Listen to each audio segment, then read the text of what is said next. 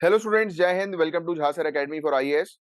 हम लोग आज के लेक्चर में डिस्कस करेंगे द हिंदू न्यूज़पेपर का 10 अगस्त 2023 के एडिशन को। जितनी भी इंपॉर्टेंट न्यूज है और न्यूज के अंदर जितनी भी इंपॉर्टेंट चीजें हैं, किससे रिलेटेड, आपके सिविल सर्विसेज एग्जामिनेशन से रिलेटेड, वो पूरी की पूरी चीज मैं आपको बताऊंगा। और आपका ज्यादा समय नहीं लूंगा, शॉर्ट ड्यूरेशन ऑफ टाइम में आपको पूरा ओवरव्यू द हिंदू न्यूज़पेपर का मैं प्रोवाइड करा दूंगा। राइट, क्योंकि आपको पूरा पूरा दिन जो है वेस्ट करने की जरूरत नहीं है। यहाँ पर काम की चीज लीजिए, नोट डाउन करिए और मल्टीपल टाइम रिवाइज करिए और अपना सिलेक्शन लीजिए। और हम तो बोलते ही हैं कि मैं जो चीज कवर अप करा रहा हूं उसमें से अगर 80% क्वेश्चंस एग्जामिनेशन में नहीं आएंगे तो आप हमारी मतलब आपकी पूरी फीस, हमारे पेड कोर्स के अंदर आपकी पूरी फीस जो है वो वापस कर दी जाती है। राइट, तो पेड कोर्स जो होता है यहाँ पर यूट्यूब पर हम लोग फ्री में आपकी जो है वो तैयारी कराते हैं, बट पेड कोर्स में जो है वो और डिटेल में लगकर आपकी जो है वो पूरी तैयारी करवाई जाती है। अगर आपको पेड कोर्स हमारा ज्वाइन करना है तो नीचे डिस्क्रिप्शन पर आपको नंबर मिल जाएगा 9713282838। उस नंबर पर आप कॉन्टेक्ट करके हमारे पेड कोर्स को भी जो है वो ज्वाइन कर सकते हैं। तो लाइक का बटन फटाफट हिट कर दीजिए, सभी लोग शेयर करिएगा लेक्चर को अगर आपको अच्छा लगे तो। अब चलिए समय नहीं वेस्ट करता हूं, आपका फटाफट आपका पूरा द हिंदू जो है वो उसकी एक जो है वो ओवरव्यू जो है वो दे देता हूं कि इस न्यूज़पेपर में आपके एग्जामिनेशन के लिए कौन सी न्यूज काम की। देखो, ये इसका डिजिटल एडिशन वर्जन मेरे पास है, तो मैं उससे आपको पूरी की पूरी न्यूज कवर करा रहा हूँ। जो भी न्यूज़पेपर में जो भी चीज आई है, देखिए आप साइड में यहाँ पर लिखा भी हुआ है आज की न्यूज़पेपर की ये न्यूज है। राइट, तो ये डिजिटल एडिशन में मैंने आप लोग के लिए ओपन किया हुआ। अब देखिए, ये न्यूज आई है कि मणिपुर को लेकर डिबेट चल रहा है राज्यसभा में, रूल्स को लेकर इशू है। तो आपको देखिए एग्जामिनेशन के पॉइंट ऑफ व्यू से आपको दो रूल्स पता होने चाहिए राज्यसभा के, रूल नंबर 267 और रूल नंबर 176। ये दो चीज लिख लो, रूल नंबर 267, रूल नंबर 176।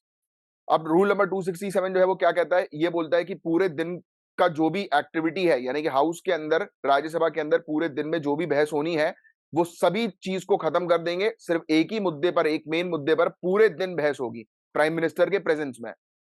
अब क्या हो रहा है, अपोजिशन पार्टी जो है डिमांड कर रही है रूल नंबर 267 लागू करो, और रूलिंग पार्टी बोल रही है कि हम रूल नंबर 176 लागू कर रहे हैं, और ये बोल रहे हैं कि हमें शॉर्ट ड्यूरेशन डिस्कशन चाहिए। और इसी चीज को लेकर इस बार के मॉनसून सेशन में अपोजिशन के एब्सेंट में काफी सारे बिल्स पास हुए हैं। अब ये आगे चल के आप देखेंगे, पिछले कई दिनों से ये न्यूज चल रही है कि अपोजिशन के एब्सेंस में काफी सारे बिल पास हुए हैं, क्योंकि मणिपुर का मुद्दा काफी बड़ा है। अब क्या हो रहा है, अपोजिशन बोल रही है कि हमें पूरा डिटेल में, डेप्थ में, पूरे दिन की डिबेट चाहिए, पूरे दिन की बहस चाहिए इस मुद्दे पर। बट रूलिंग पार्टी बोल रही है पूरे दिन नहीं, शॉर्ट ड्यूरेशन की जो है वो बहस होनी चाहिए। तो ये बेसिकली रूल 267, रूल 176 इतना ज्यादा इंपॉर्टेंट है कि आपके एग्जामिनेशन में 99% पूछा जाएगा। चलो, अब नेक्स्ट न्यूज की तरफ आगे हम लोग बढ़ते हैं। तो भैया देखो, इंडिया में अभी इस साल जो है वो होने वाला है अक्टूबर 2023 में, क्या होने वाला है, G20 की समिट होने वाली है। अब हो ये रहा है कि चाइना की तरफ से कोई भी एम्बेसडर आज की डेट में इंडिया में नहीं है। इसी को लेकर ये पूरा आर्टिकल हम लोग को देखने को मिला था। आर्टिकल में कोई चीज काम की नहीं थी, बस एक ही चीज थी कि चाइना ने अपने एम्बेसडर की पोजीशन जो है वो खाली रखी है। एम्बेसडर समझते हो ना आप, जैसे आप इंडियन फॉरेन सर्विसेज क्वालिफाई करोगे तो आप दूसरी कंट्री में जाकर इंडियन एम्बेसी में होगे। जैसे आप न्यू दिल्ली में जाते हो तो आपको अलग अलग कंट्री की एम्बेसी देखने को मिलती है। तो वैसे ही इंडिया के अंदर यहाँ पर बताया जा रहा है कि चाइनीज डिप्लोमेट्स की पोजीशन जो है वो खाली है, स्पेशली एम्बेसडर की पोजीशन जो है वो खाली हम लोग को नजर आ रही है। तो ये फैक्ट थोड़ा सा ध्यान में रखिएगा। नेक्स्ट न्यूज की बात करें अगर हम लोग, तो जम्मू एंड कश्मीर कॉन्स्टिट्यूशन। अब देखो, जम्मू एंड कश्मीर के आर्टिकल 370 को लेकर जो है वो लगातार बार बार जो है वो हम लोग को क्या देखने को मिल रही है, डिबेट जो है वो देखने को मिल रही है। राइट, आर्टिकल 370 को जो है वो लेकर जम्मू एंड कश्मीर के बेसिकली सुप्रीम कोर्ट के अंदर, मतलब एक वकील जो है वो लगातार यही बोल रहे हैं कि आर्टिकल 370 जो है वो गलत तरीके से रद्द किया गया। राइट, अब सुप्रीम कोर्ट बार बार उनको यही समझा रही है, भैया गलत तरीके से रद्द नहीं किया गया, बिल्कुल सही तरीका। अभी तो supreme court, honourable supreme court ने एक क्वेश्चन ये तक पूछ लिया कि जम्मू एंड कश्मीर की जो अलग, जम्मू एंड कश्मीर के पास स्पेशल स्टेटस था ना, तो उनका एक अलग कॉन्स्टिट्यूशन था। उस कॉन्स्टिट्यूशन को क्यों इंडियन मेन कॉन्स्टिट्यूशन में शामिल नहीं किया गया, क्योंकि वो टेम्पररी बेसिस पर था। तो यही चीज पर जो है वो पूरा मुद्दा हम लोग को देखने को मिल रहा है, जो आपके लिए अभी के लिए काम का नहीं है। और जम्मू एंड कश्मीर के कॉन्स्टिट्यूशन में एक और चीज पर सवाल उठा दिया गया। जम्मू एंड कश्मीर का जो खुद का संविधान था, उस संविधान ने यूनियन ऑफ इंडिया के एग्जीक्यूटिव पावर लिमिट करके रखी थी। मतलब यूनियन ऑफ इंडिया जो है वो कोई भी चीज जो है वो जम्मू एंड कश्मीर में खुद से लागू नहीं कर सकती है। तो ये चीज भी उन्होंने वहां पर मेंशन की हुई थी, जो कि गलत थी एक प्रकार से। राइट, अब वो तो टेम्पररी उनको वो दिया गया था, स्पेशल स्टेटस जो था वो टेम्पररी बेसिस पर था, परमानेंट तो था ही नहीं। राइट, तो इसी पर ही जो है वो पूरा मुद्दा काफी दिनों से जो है वो सुप्रीम कोर्ट में चल रहा है। तो आपको आर्टिकल 370 लिख लो और आर्टिकल 35A, ये दो चीजों के बारे में एक अच्छी जानकारी होनी चाहिए। नेक्स्ट की बात करें तो भैया देखो, हो एक यूनाइटेड स्टेट जो है मतलब मतलब अभी 15 अगस्त इंडिपेंडेंस डे हम लोग को जो है वो देखने को मिलेगा। तो यूनाइटेड स्टेट्स की तरफ से जो है वो काफी सारे डेलीगेट्स जो है वो इंडिया के अंदर जो है वो आकर विजिट करेंगे, तो उसी को लेकर ये टॉपिक हम लोग को देखने को मिल रहा है। Coalition of Indian American organisation को रिप्रेजेंट जो है वो कर रहे हैं, राइट, मतलब काफी सारे लोग जिसमें ह्यूमन राइट्स एक्टिविस्ट हैं, इंडियन अमेरिकन मुस्लिम काउंसिल है, इंडियन सिविल वॉच इंटरनेशनल हम लोग को वॉशिंगटन के अंदर देखने को मिल रहा है। तो ये बेसिकली प्रोटेक्ट करने की बात कर रहे हैं इंडिया के अंदर माइनॉरिटीज के अधिकार को, तो इसी पर ही जो है वो चर्चा हो रही है, क्योंकि यूनाइटेड स्टेट्स हमेशा इंडिया के ऊपर जो है वो लगातार आरोप लगाता रहता है कि इंडिया के अंदर जो है वो उल्लंघन हो रहा है ह्यूमन राइट्स का, इंडिया के अंदर माइनॉरिटीज जो है वो बिल्कुल भी खुश नहीं है, सही नहीं है। तो ये सब चीजें हम लोग को जो है वो लगातार काफी समय से जो है वो देखने को मिल रही है, तो इसी पर ही चर्चा है, उतना इंपॉर्टेंट टॉपिक नहीं है, बट एक जनरल आपको जानकारी होनी चाहिए। अब नेक्स्ट टॉपिक काफी ज्यादा इंपॉर्टेंट है। इस टॉपिक के अंदर देखिए आज की डेट में हम लोग किस चीज पर काम कर रहे हैं, एसएमआर पर। आप लिख लो एसएमआर। एसएमआर का जो फुल फॉर्म जो होता है वो है स्मॉल स्मॉल आर से जो होता है वो एस स्मॉल मॉड्यूलर रिएक्टर, ठीक है, यही होता है। मैं एक बार जो है आपको दिखा देता हूँ। स्मॉल मॉड्यूलर रिएक्टर, देखो क्या होता है कि आपने देखा होगा न्यूक्लियर पावर प्लांट्स हम लोग को देखने को मिलते हैं, राइट, ये काफी बड़े बड़े होते हैं, लार्ज न्यूक्लियर पावर प्लांट्स होते हैं, काफी बड़े बड़े प्लांट्स होते हैं ये, राइट। इसके बाद होता है मीडियम न्यूक्लियर प्लांट्स हम लोग को देखने को मिलता है कि मीडियम वाले प्लांट्स, फिर एक होता है एसएमआर यानी कि स्मॉल मॉड्यूलर रिएक्टर यानी कि छोटे न्यूक्लियर प्लांट। तो हम आज की डेट में देखो, हमें आज की डेट में किस चीज पर जो है फोकस करना है, हमें कार्बन डाइऑक्साइड के एमिशन को कम से कम करना है। और आपको पता है कि हमारे घर में जो बिजली आती है, इलेक्ट्रिसिटी आती है, उसमें सबसे ज्यादा कोयला जो है वो जलता है। आज की डेट में आपकी जनरल स्टडीज की क्लासेस चल रही है एनवायरमेंट की, जिसमें ये पूरी चीज जो है बताई गई है, राइट, एनवायरमेंट की क्लास में कि कितनी प्रतिशत बिजली जो है का उपयोग हम आज की डेट में जो है वो कर रहे हैं, मतलब कोयला जो है वो जलाकर, मतलब कितने प्रतिशत कोयला जो है वो बिजली के जनरेशन में हो रहा है, इलेक्ट्रिसिटी जनरेशन में हो रहा है। बताओ जरा नीचे कमेंट बॉक्स पर जो है वो लिखकर। तो यही आने वाले समय में हम लोग को कार्बन डाइऑक्साइड के एमिशन को कम से कम करना है। बट प्रॉब्लम यही है कि बहुत सारी चीजें एकदम से हम लोग जो है वो एनर्जी ट्रांजिशन कर नहीं सकते, एकदम से कोयले को हटाकर, फॉसिल फ्यूल को जो है वो हटाकर तुरंत जो है वो क्लीन एनर्जी पर शिफ्ट नहीं हो सकते, क्योंकि क्लीन एनर्जी की डिवाइसेस बड़ी महंगी होती हैं। अगर आप सोलर पैनल लगवा रहे हो या विंड फार्म्स क्रिएट कर रहे हो तो, और या हाइड्रो इलेक्ट्रिसिटी जनरेट करवा रहे हो, तो ये सब चीजें जो होती हैं वो काफी महंगी होती हैं और डेवलपिंग कंट्रीज के लिए काफी दिक्कत वाली बात है। तो अब फोकस जो है वो किया जा रहा है न्यूक्लियर पावर प्लांट्स के ऊपर। तो न्यूक्लियर पावर प्लांट जो है वो 10% दुनिया की इलेक्ट्रिसिटी जनरेट कर रहा है, और ये भारी मात्रा में जो है वो कार्बन डाइऑक्साइड के एमिशन को हर साल रिड्यूस करने में हेल्प करता है, राइट, फेज आउट करने में जो है वो हेल्प करता है। तो आज की डेट में आप देखो पैसा कम है, तो पैसे कम के लिए एसएमआर हम लोग को देखने को मिलता है, स्मॉल मॉड्यूलर रिएक्टर्स को बोलते हैं, ये लिख लो, स्मॉल मॉड्यूलर मॉड्यूलर रिएक्टर्स। आप ये सिंपल शब्दों में आपको समझाऊं तो ये ऐसे न्यूक्लियर रिएक्टर्स होते हैं जिनकी मैक्सिमम कैपेसिटी 300 मेगावाट की मात्र होती है।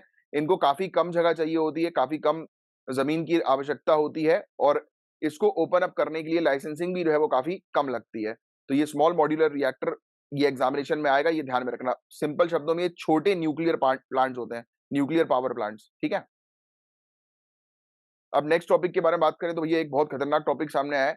यूनाइटेड स्टेट्स जो है वो भेज रहा है यूक्रेन में क्लस्टर म्यूनिशंस को। अब ये क्लस्टर म्यूनिशंस क्या होते हैं, इनको बेसिकली क्लस्टर बॉम्ब कहा जाता है, या इसको बॉम्बलेट्स भी कहते हैं। ये बेसिकली ऐसे छोटे छोटे बॉम्ब्स होते हैं जिनको हवा से गिराया जाता है ग्राउंड में, और ग्राउंड में गिरकर ये फट जाते हैं। कुछ समय पहले रशिया ने भी यूक्रेन के ऊपर इन्हीं बॉम्ब से अटैक किया था। अब यूनाइटेड स्टेट्स यूक्रेन को ये बॉम्ब दे रहा है, अब यूक्रेन जो है वो रशिया में ये बॉम्ब प्लांट करेगा। इस बॉम्ब की सबसे खतरनाक चीज ये है गाइस कि ये बॉम्ब जो है वो गिरकर इनएक्टिव हो जाता है और काफी सालों बाद फटता है। तो सोचिए, वॉर खत्म होने के बाद भी इस बॉम्ब के फटने का डर होता है। तो ये काफी डेंजरस बॉम्ब है, और अभी तक वर्ल्ड वॉर सेकंड में इस बॉम्ब का उपयोग किया गया था, और अभी तक लगभग 56,000 से 86,000 लोगों की मौत हो चुकी है इस बॉम्ब के कारण, 1960s के बाद से। सोचिए आप, तो ये एक ऐसा बॉम्ब है जो बाद में तक जाकर जो है फट जाता है कभी भी। अब नेक्स्ट जो टॉपिक हम लोग को जो है वो देखने को मिल रहा है कि हम जो है वो आज की डेट में अपनी थोड़ी सी इंडिया की फॉरेन ट्रेड पॉलिसी में चेंजेस लेकर आ रहे हैं। हमारे कॉमर्स एंड इंडस्ट्री मिनिस्ट्री ने जो है वो ये कहा है कि हम लोग आज की डेट में लैपटॉप, कंप्यूटर्स, टैबलेट्स, सर्वर्स, इसके इंपोर्ट पर रेस्ट्रिक्शंस लगा रहे हैं, क्योंकि हमारा मेन टारगेट ये है। अब देखो दो चीजें हैं, एक तो हम लोग को इन सब चीजों पर मैन्युफैक्चरिंग बढ़ानी है। हमारी कंट्री में प्रोडक्ट्स मैन्युफैक्चर होंगे तो हमारी कंट्री में लोगों को जॉब मिलेगी और हमारी कंट्री की जीडीपी इनहांस होगी। तो ये तो एक इकोनॉमिक फैक्टर हो गया। दूसरा फैक्टर मिनिस्ट्री ने ये बताया है, और इंपॉर्टेंट फैक्टर ये बताया है कि ये जितने भी इलेक्ट्रॉनिक प्रोडक्ट्स यानी कंप्यूटर, टैबलेट, ये सब चीजें जब हम इंपोर्ट कराते हैं तो डर ये होता है कि इन सब प्रोडक्ट्स के कारण दूसरी कंट्री हमारे ऊपर निगरानी ना रखे, क्योंकि उन्होंने अगर इन सब कंप्यूटर, इन सब डिवाइस में अपनी कोई एक स्पाई चिप लगा के भेज दी, राइट, और वो हमारी पूरी डिटेल्स, हमारी पूरी जितनी भी चीजें हैं, खुफिया इंफॉर्मेशन है, जो भी कह लो आप, वो पूरी की पूरी उन तक प्रोवाइड कराएगा। तो ये हमारे लिए खतरा हो सकता है आने वाले समय में। तो ये चीज हम लोग को जो है वो इसके अंदर, इस पर्टिकुलर आर्टिकल के अंदर देखने को मिल रही है। अब नेक्स्ट आर्टिकल की जो है बात करें तो ये टॉपिक जो है वो रिपीट हुआ है। जेद्दा कॉन्फ्रेंस, जेद्दा कहां पर है नीचे कमेंट बॉक्स पर लिखकर बताओ। जेद्दा कॉन्फ्रेंस यूक्रेन वॉर पर हम लोग को जो है वो देखने को मिल रही है। अब जेद्दा के अंदर डिस्कशन चल रहा है 42 कंट्रीज का, 42 कंट्रीज इसमें पार्टिसिपेट कर रही है और डिस्कशन चल रहा है कि ये रशिया और यूक्रेन के वॉर को जो है वो खत्म करवाओ, शांति जो है वो बढ़वाओ। तो ये चीज हम लोग को यहाँ पर देखने को मिल रही है। छोटी सी पॉइंट है जो आपको ध्यान में रखना है। नेक्स्ट आपको पता है चंद्रयान 3 के बारे में। चंद्रयान 3 जो है वो जा चुका है मून पर, जो है वो बताया जा रहा है कि 14 अगस्त को ये लैंड करेगा, सॉफ्ट लैंडिंग करेगा। बस ये फैक्ट आप ध्यान में रखिएगा, बाकी सब डिटेल्स इंपॉर्टेंट नहीं है ध्यान में रखने वाली, कि कितने बजे लैंड करेगा, क्या करेगा, वो सब चीज आपसे पूछी नहीं जाती। ये बहुत इंपॉर्टेंट न्यूज है। केरला का नाम चेंज करके केरलम रखने की बात की जा रही है। केरला असेंबली ने यूनानिमसली एक रेजोल्यूशन पास कर दिया जिसमें केंद्र सरकार से गुहार लगाई जा रही है कि आप कॉन्स्टिट्यूशन को अमेंड करो और केरला का नाम चेंज करके केरलम जो है वो कर दो। जहां जहां पर केरल लिखा हुआ है वहां वहां पर केरलम जो है वो किया जाए। तो अब देखते हैं केंद्र सरकार का क्या रिस्पॉन्स आता है आगे चल के। देखिए अगेन 4 बिल फिर से पास हो गए क्योंकि अपोजिशन नहीं है। मैंने आपको स्टार्टिंग में बताया था कि अपोजिशन जो है वो मणिपुर के मुद्दे को लेकर वॉकआउट कर जा रही है और यहाँ पर सेंटर यानी कि रूलिंग पार्टी अपने बिल पास करवाती जा रही है। तो अभी जो 4 बिल पास हुए वो है constitution schedule caste order amendment bill, Anusandhan national research foundation bill, digital personal data protection bill जिसके बारे में ऑलरेडी हम लोग चर्चा कर चुके हैं, और coastal aquaculture authority amendment bill. Next topic digital personal data protection bill 2023। कल के लेक्चर में मैंने आपको इसको एक्सप्लेन किया था। आई होप कि आपको ये पूरा टॉपिक अच्छे से समझ में आ गया होगा। राइट, जिन स्टूडेंट को समझ में नहीं आया, digital personal data protection bill को अच्छे से समझ लो, पढ़ लो, इससे रिलेटेड नोट्स बना लो क्योंकि ये टॉपिक एग्जामिनेशन में आएगा 100 नहीं 200%। और पीआरएस, अब लिख लो, पीआरएस करके एक वेबसाइट होती है, पीआरएस, क्या रिपीट करता हूँ, पीआरएस, पीआरएस करके एक वेबसाइट है। उस वेबसाइट में जो है वो ऑफिशियल ऑथेंटिक वेबसाइट है। उस वेबसाइट में आप बिल का नाम डालेंगे और बिल की पूरी डिटेल्स आ जाएगी, कब इंट्रोड्यूस हुआ, कब पास हुआ, पूरी चीजें। अब भैया एक बड़ा घोटाला सामने आया, आने वाले समय में इस घोटाले से रिलेटेड बहुत सारी चीजें सामने आने वाली है। आयुष्मान भारत स्कीम के बारे में आप लोग जानते हैं ना, प्रधानमंत्री जन आरोग्य योजना, जिसमें हम लोग को देखने को मिलता है कि 5 लाख रुपए तक का insurance, medical health insurance scheme है। दुनिया की सबसे बड़ी मेडिकल हेल्थ इंश्योरेंस स्कीम है ये आयुष्मान भारत स्कीम। इसमें बड़ा घोटाला सामने आ गया है। कंट्रोलर एंड ऑडिटर जनरल ने ये चीज कही है कि मतलब ये मान के चलिए कि एक सिंगल नंबर, ये देखो नंबर भी देखो आप, खतरनाक ये नंबर है, राइट, 99999। इस सिंगल नंबर से 7.5 लाख लोग जो है वो कनेक्टेड है। यानी कि 7.5 लाख लोग मतलब लोगों ने ये सिंगल नंबर दे रखा है। तमिलनाडु के अंदर लगभग 5,000 रजिस्ट्रेशन हुए 7 आधार नंबर से मात्र। यानी कि 7 आधार कार्ड के नंबर से कितने 5,000 लोगों को रजिस्टर कर लिया। सोचिए आप, ये घोटाला चल रहा है। तो ये चीज कैग ने हमारे सामने जो है वो रखी है, कंट्रोलर एंड ऑडिटर जनरल ने, राइट। तो ये बड़ी न्यूज है और काफी इंपॉर्टेंट न्यूज है जो ध्यान में रखना है। नेक्स्ट हम लोग को देखने को मिल रहा है भैया आज की डेट में, आपको पता है ना कि हम लोग फर्टिलाइजर्स वगैरह का उपयोग करते हैं प्लांट्स की ग्रोथ के लिए, जैसे कि डीएपी होता है, डाई एमोनियम फॉस्फेट, यूरिया होता है, राइट, पोटैश होता है, nitrogen, phosphorus, potassium, NPK, macro nutrients जो होते हैं, राइट। अब हम ये चीज जो है, ये फर्टिलाइजर जो है, नवंबर 2022 में हम लोगों ने हमारी कंट्री के अंदर 281.83 लाख टन ये फर्टिलाइजर बेसिकली बनाए हैं और हमने यूज कितने किए, 401.46 लाख टन। यानी कि हम बहुत ज्यादा मात्रा में यूज कर रहे हैं जितना हम प्रोड्यूस नहीं कर रहे हैं। तो अभी गुहार लगाई जा रही है standing committee of parliament on chemical and fertilisers जो है, जिनको हेड किया है सीनियर कांग्रेस लीडर शशि थरूर ने। तो इस कमेटी ने ये कहा है भैया पार्लियामेंट को कि आप जो है वो अब ऐसे रूल्स रेगुलेशन लेकर आए कि जिससे कि हम अपना फर्टिलाइजर का प्रोडक्शन बढ़ाएं इंडिया के अंदर, क्योंकि हम आज की डेट में फर्टिलाइजर को इंपोर्ट कर रहे हैं क्योंकि हमारा कंजम्पशन बहुत ज्यादा है, राइट। तो ये चीज हम लोग को जो है वो देखने को मिल रही है। एक और चीज इन्होंने बोली कि यार फर्टिलाइजर पर आप 5% जीएसटी लगा रहे हो, बट जो रॉ मटेरियल है फर्टिलाइजर्स के ऊपर, जैसे कि सल्फरिक एसिड, अमोनिया, ये रॉ मटेरियल रॉ फॉर्म में, इस पर आप 18% लगा रहे हो। ये कौन सी बात हुई भाई, इसको ठीक करो। क्योंकि अगर ऐसा होगा कि इसी कारण शायद मैन्युफैक्चरिंग नहीं हो रही है, इसी कारण मैन्युफैक्चर पीछे हट रहा है कि भाई ये क्या है, हमारे रॉ मटेरियल लग इतना महंगा जीएसटी देना पड़ेगा और फाइनल प्रोडक्ट पर कम जीएसटी लग रहा है, तो ऑब्वियस ही बात है, तो दिक्कत है, जीएसटी रिटर्न्स में भी दिक्कत है। तो बोल रहे हैं कि इस गड़बड़ी को ठीक करो। तो ये स्टैंडिंग कमेटी ने ये सब चीजें पॉइंट आउट करी है। नेक्स्ट जो न्यूज हम लोग को देखने को मिल रही है, आपको ऑलरेडी पता है, कल भी हमने जो है वो चर्चा करी थी कि गेहूं के प्राइस जो है वो काफी ज्यादा इंक्रीज हो गए। तो अब केंद्र सरकार जो है बोल रही है कि गेहूं के प्राइस को ओपन मार्केट सेल के थ्रू जो है वो रिलीज करेगी। तो ये उतना कुछ इंपॉर्टेंट टॉपिक नहीं है, बस एक जनरल आपको जानकारी होनी चाहिए, गेहूं के प्राइस में बढ़ोतरी हम लोग को जो है आज की डेट में देखने को मिल रही है। अब एक और बहुत इंपॉर्टेंट न्यूज आ गई, यूनाइटेड स्टेट्स अब ऑस्ट्रेलिया के अंदर आपको पता होगा इस चीज के बारे में, AUKUS या फिर AUKUS यानी कि Australia, United kingdom, United states, इनका एक ग्रुप है इन 3 कंट्रीज का। अब यूनाइटेड स्टेट्स ने ये कहा है कि अब वो ऑस्ट्रेलिया में अपनी लॉन्ग रेंज वेपन जो है, मिसाइल्स वगैरह जो है, हाइपरसोनिक मिसाइल्स वगैरह है, लॉन्ग रेंज मिसाइल, उसकी टेस्टिंग ऑस्ट्रेलिया के पास करेगा। मतलब सीधे सीधे चाइना को धमकी मिलेगी यहां से, यूनाइटेड स्टेट्स डराएगा अपनी टेस्टिंग करके चाइना को, बताएगा कि देखो मेरे पास इतने इतने वेपन्स है। तो ये एक छोटा सा टॉपिक है जिसको आपको थोड़ा सा ध्यान में रखना है। नेक्स्ट टॉपिक के बारे में बात करें तो अमेजोन, ये बहुत इंपॉर्टेंट टॉपिक है। आठ साउथ अमेरिकन कंट्रीज, इन्होंने अब बोला है कि ये अमेजोन फॉरेस्ट है ना, काफी बड़ा फॉरेस्ट हम लोग को जो है वो देखने को मिलता है, राइट, दुनिया का सबसे बड़ा रेन फॉरेस्ट है। तो इस फॉरेस्ट को बचाने के लिए, इस फॉरेस्ट को डिफॉरेस्टेशन से बचाने के लिए, राइट, ये 8 कंट्रीज मिलकर अब काम करेंगी। ये 8 कंट्रीज कौन सी है? Bolivia, Brazil, Colombia, Ecuador, Guyana, Peru, Suriname, Venezuela. तो ये 8 कंट्रीज के नाम आप ध्यान में रखिएगा। इन 8 कंट्रीज ने जो है वो साइन कर लिया एक डिक्लेरेशन, जिसमें ये फोकस कर रहे हैं कि अब ये अमेजोन फॉरेस्ट को जो है वो किससे बचाएंगे? डिफॉरेस्टेशन जो है वो बचाएंगे। ये फैक्ट आपको बहुत अच्छे से पता होना चाहिए, राइट, काफी इंपॉर्टेंट फैक्ट है ये। आगे की चर्चा करें। अब देखो आपको इसके बारे में 13th अमेंडमेंट के बारे में पता है। 13th अमेंडमेंट जो है वो किससे रिलेटेड है? किससे रिलेटेड है? श्रीलंका से रिलेटेड। श्रीलंका के अंदर सिन्हालीज और तमिल, बेसिकली ये तमिल के अधिकारों से रिलेटेड है, राइट। तो ये चीज हम लोग को जो है वो देखने को मिल रही है। इंप्लीमेंट किया जा रहा है 13th अमेंडमेंट को बिना किसी पुलिस पावर के। ये कौन सी बात हुई भाई? 13th अमेंडमेंट के अंदर पुलिस पावर जो है वो इमर्ज हुई as a most delicate issue, right, in the transfer of authority to provincial council. As a result, I propose that it might be more practical for us to initially focus on reaching consensus concerning other powers.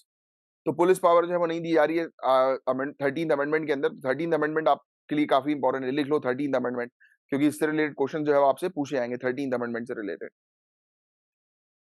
Next topic जो हम लोग को देखने को मिल रहा है, भैया देखो इंडिया पहली कंट्री ऐसी बन गई जिसने कदम उठाया है कि अब से जितनी भी दवाइयों की टेस्टिंग होती है उसमें पशुओं का इस्तेमाल ना किया जाए, एनिमल्स का इस्तेमाल ना किया। जैसे आपको पता है कि जो भी दवाई बनाई जाती है पहले चूहों वगैरह में टेस्ट की जाती है, तो बोल रहे हैं कि भाई ऐसा मत करो, आज की डेट में नई नई टेक्नोलॉजी आ चुकी है, उसका उपयोग करो। तो आपको ये नई टेक्नोलॉजीज के बारे में पता होना चाहिए, राइट। जैसे कि आज की डेट में हम लोग को क्या क्या चीजें देखने को मिलती है, मैं आपको बताता हूँ, लिख लो, ये वाली टेक्नोलॉजीज बहुत ज्यादा इंपॉर्टेंट है।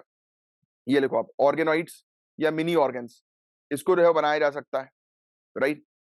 ऑर्गन ऑन चिप, ये लिख लो आप, ये AA battery size, AA battery size chip हम लोग को देखने को मिलती है, जिसमें ह्यूमन सेल्स होते हैं, राइट, माइक्रो चैनल से कनेक्टेड होते हैं, जो ब्लड फ्लो को मिमिक करते हैं बॉडी के अंदर, जिस प्रकार से ब्लड फ्लो सिस्टम चलता है ना, उसको मिमिक करते हैं ये। तो organoids, mini organs, organ on a chip, इन सब टेक्नोलॉजी का उपयोग करो। 3D बायो प्रिंटर का उपयोग करो, बायोलॉजिकल टिश्यूज, यानी कि जिस प्रकार से ह्यूमन का सेल होता है वैसे ही ह्यूमन का सेल आज की डेट में कंप्यूटराइज बनाया जा सकता है। तो आप उसमें टेस्टिंग करिए रेदर देन किसी की जान लेने की जगह। बात समझ में आई आपके? तो ये चीज हम लोग को यहाँ पर जो है वो देखने को मिल रही है। फिर इसके अलावा नेक्स्ट न्यूज जो है वो सामने आ रही है। अब देखो भैया, इंडिया के अंदर जो भी इंडियन वेब ब्राउजर को बनाएगा, अब बोल दिया ministry of electronics and information technology ने कि सामने आए लोग और इंडियन वेब ब्राउजर को बनाओ। जैसे हमें गूगल क्रोम देखने को नहीं मिलता, आईफोन वगैरह आप चलाते हो, एप्पल के प्रोडक्ट चलाते हो तो एप्पल में सफारी होता है और गूगल क्रोम होता है, माइक्रोसॉफ्ट एज होता है। ये ब्राउजर नहीं होते जहां पे हम लोग वेबसाइट वगैरह जो है वो डालते हैं अपनी। तो ये जितने भी वेब ब्राउजर हैं ये फॉरेन कंट्री के हैं। अब इंडिया का वेब ब्राउजर बनाने पर जो है फोकस किया जा रहा है, और जो भी ये बना लेगा उसको 3.5 करोड़ रुपए का कैश प्राइस जो है वो मिलेगा। 3.4 करोड़ रुपीज का कैश प्राइस जो है वो मिलेगा। देखिए ये ऑफर है, अगर किसी को आगे बढ़ना है तो बढ़िए, आप भी बनाइए, ठीक है।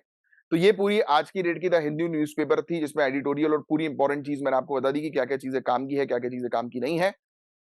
और हमारे टेलीग्राम ग्रुप को जरूर ज्वाइन कर लीजिए, वहां पर पूरी अपडेट्स हम प्रोवाइड कराते हैं, क्या क्या चीजें आपके लिए अवेलेबल है। प्लस पॉलिटी, दौलत भौंकने लगा हमारा, प्लस पॉलिटी, पॉलिटी का कंप्लीट फ्री लेक्चर्स जो है वो आपके लिए अवेलेबल है। कंप्लीट पॉलिटी, उसको अगर आपको देखना है तो यूट्यूब पर आज की डेट में ही अपलोड हो जाएगा। चलो, जय हिंद, मिलूंगा मैं आपसे नेक्स्ट लेक्चर में। लाइक का बटन हिट करके जरूर जाइएगा, शेयर जरूर करिएगा लेक्चर को।